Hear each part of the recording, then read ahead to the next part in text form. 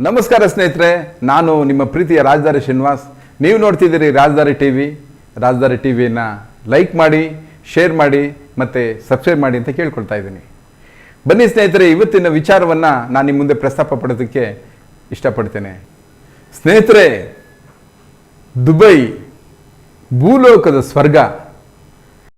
ಅಲ್ಲಿನ ಗಗನಚುಂಬಿ ಕಟ್ಟಡಗಳು, ಅಲ್ಲಿನ ಸವಲತ್ತು, ಅಲ್ಲಿನ ನಿರ್ವಹಣೆ, ಅಲ್ಲಿನ ರಸ್ತೆಗಳು, ಅಲ್ಲಿನ ಮಾದರಿ ಸೇತುವೆಗಳ ಬಗ್ಗೆ ನಾವು ಬಹಳ ನೋಡ್ತಾ ಇದ್ವಿ, ಬಹಳ ಕನಸು ಕಾಣ್ತಾ ಇದ್ವಿ. ನಾವು ದುಬೈಗೆ ಒಂದ್ಸರಿ ಹೋಗಬೇಕು, ಅಲ್ಲಿನ ಐಷಾರಾಮಿ ಎಲ್ಲವನ್ನು ಅನುಭವಿಸ್ಬೇಕು, ಅಲ್ಲಿನೆಲ್ಲವನ್ನು ಸವಿಬೇಕು ಅಂತೇಳಿ ಬಹಳ ಖುಷಿ ಪಡ್ತಾ ಇದ್ವಿ ನಮ್ಮ ಮನಸ್ಸುಗಳು.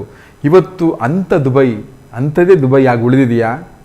ಇಲ್ಲ, ಖಂಡಿತ ಆ ನಿಮ್ಮ ಕನಸಿನ ದುಬೈ ಇವತ್ತು ನೀವೇ ಊಹಿಸಲಾರದಂಥ ಪರಿಸ್ಥಿತಿಗೆ ಬಂದ್ಬಿಟ್ಟಿದೆ. ಮರಳುಗಾಡಿನ ಮಧ್ಯದಲ್ಲಿದ್ದಂಥ ದುಬೈ ಇವತ್ತು ನೀರಿನ ಮಧ್ಯೆ ಇದೆ. ಯಾವ ಬರಗಾಲ ಬಡದಂತಹ ಆ ಮರಳುಗಾಡಿನಲ್ಲಿ, ಆ ಬಿಸಿಯಲ್ಲಿ ಇವತ್ತು ಮಿತಿ ಮೀರಿದಂಥ ಒಂದು ಮಳೆ ಹಾವಳಿ, ಎಲ್ಲ ಕಡೆ ನೀರು ತುಂಬ್ಕೊಂಡ್ಬಿಟ್ಟಿದೆ. ನೀರಿನಿಂದ ಆ ಕಾರು, ಆ ಕಟ್ಟಡಗಳು ಬಹಳಷ್ಟು ನಷ್ಟ ಕಷ್ಟಗಳನ್ನ ಏರ್ಪಡಿಸಿದೆ.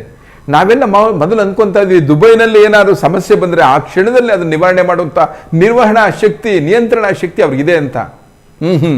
ಇಲ್ಲ, ಇವತ್ತು ದುಬೈ ಕೂಡ ದುರ್ಬಲ, ದುಬೈ ಕೂಡ ದುಸ್ಥಿತಿಯನ್ನು ಅನುಭವಿಸ್ತಾ ಇದೆ. ಯಾಕೆ ದುಬೈ ದುಸ್ಥಿತಿಯನ್ನು ಅನುಭವಿಸ್ತಾ ಇದೆ ಅಂದರೆ, ಬಹುಶಃ ಅವ್ರಿಗೆ ಅನಿಸೇ ಇರಲಿಲ್ಲ ನಾವು ಈ ರೀತಿ ಪರಿಸ್ಥಿತಿಗೆ ಸಿಗ್ತೀವಿ ಅಂತ.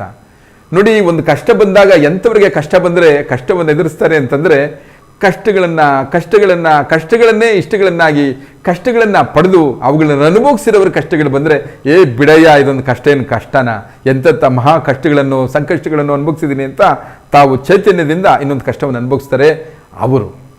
ಆದರೆ ಕಷ್ಟವನ್ನೇ ಗೊತ್ತಿಲ್ಲದೆ ಸುಖವನ್ನೇ ಸಂಪೂರ್ಣ ಜೀವನ ಭರಿತವಾಗಿ ತುಂಬ್ಕೊಂಡು ಬಂದಿರೋರು, ಸ್ವಲ್ಪ ಕಷ್ಟ ಬಂದರೂ ಅವ್ರ ಜೀವನ ತುಂಬ ಗೊಂದಲವಾಗಿಬಿಡುತ್ತೆ. ಸಾಕಷ್ಟು ತಳಮಳದಲ್ಲಿ ಅವರು ಒದ್ದಾಡ್ತಾ ಇರ್ತಾರೆ. ಜಂಜಾಟದಲ್ಲಿ ಅವರನ್ನು ನೋಡೋದಕ್ಕಾಗೋದಿಲ್ಲ, ತಡ್ಕೊಳ್ಳೋದಕ್ಕಾಗೋದಿಲ್ಲ ಅವ್ರ ಪರಿಸ್ಥಿತಿ. ಇವತ್ತು ದುಬೈನ ಪರಿಸ್ಥಿತಿ ಕೂಡ ಅಂಥದ್ದೇ ಆಗಿದೆ. ಅವ್ರಿಗೆ ಈ ರೀತಿ ಯಾವುದೇ ಪ್ರವಾಹಗಳು ಕಂಡಿರಲಿಲ್ಲ, ಯಾವುದೇ ನೆರೆ ಹಾವಳಿ ಇರಲಿಲ್ಲ. ಅವರೆಲ್ಲರೂ ಕೂಡ ಎಲ್ಲವನ್ನ ಪಡಿತಾ ಇದ್ರು. ಹೊರಗಡೆ ದೇಶಗಳಿಂದ, ನಮ್ಮ ಭಾರತದಿಂದ ಅನೇಕ ವಸ್ತುಗಳನ್ನು ಅವರು ಆಮದು ಮಾಡ್ಕೊಳ್ತಾ ಇದ್ರು. ಆ ಒಂದು ತರಕಾರಿ ಎಲ್ಲವನ್ನು ಕೂಡ. ಈ ರೀತಿ ಇವತ್ತಿನ ದುಬೈನ ಪರಿಸ್ಥಿತಿಗೆ ಅವ್ರಿಗೆ ಗೊತ್ತಿಲ್ಲದೆ ಇರುವಂಥ ಅನೇಕ ಸಂಕಷ್ಟಗಳನ್ನು ಅವರು ತಂದಿಟ್ಕೊಂಡ್ಬಿಟ್ಟಿದ್ದಾರೆ. ಆ ಕಷ್ಟಗಳನ್ನು ನಿರ್ವಹಿಸಬೇಕು ಅಂದರೆ ಕನಿಷ್ಠ ಅವ್ರಿಗೆ ನಾಳೆ ಬರುತ್ತೆ ಅನ್ನೋ ಭವಿಷ್ಯದ ಬಗ್ಗೆ ಕೂಡ ಈ ಜ್ಞಾನನೇ ಇರಲಿಲ್ಲ. ಸೊ ಹಾಗಾಗಿ ದುಬೈನ ಇವತ್ತಿನ ದುಸ್ಥಿತಿ, ದುಬೈನ ಇವತ್ತು ದೌರ್ಬಲ್ಯ, ಇವುಗಳನ್ನೆಲ್ಲವನ್ನು ನಾವು ನೋಡ್ತಾ ಇದ್ದೀವಿ. ಇವೆಲ್ಲದಕ್ಕೂ ನಮ್ಮ ಜವಾಬ್ದಾರಿನೂ ಬೇಕು. ಮತ್ತು ದುಬೈನ ನಾವು ಕನಸು ಕಾಣ್ತಾ ಇದ್ವಿ.